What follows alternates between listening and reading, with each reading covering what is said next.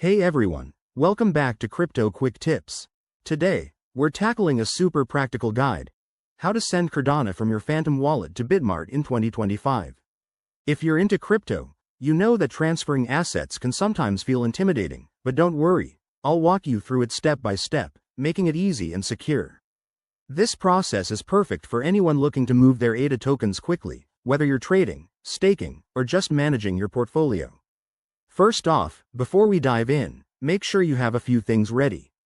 You'll need the Phantom wallet installed on your device. Remember, it's primarily for Solana, but with 2025 updates, it might support Cardano through integrations.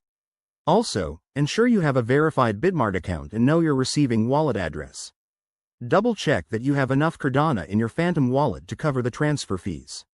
Let's get into the steps. Step 1. Open your Phantom wallet app or extension and log in securely. Look for your Cardano balance in the Assets section. If it's not there, you might need to import it first. Step 2. Select the Cardano asset you want to send. Tap on it to view your balance and hit the Send button.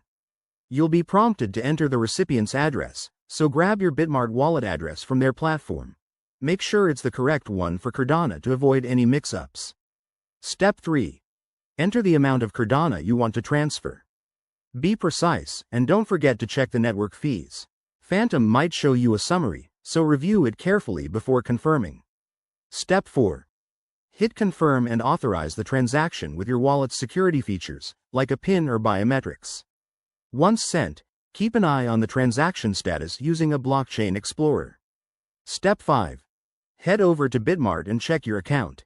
It might take a few minutes for the funds to appear, depending on network congestion.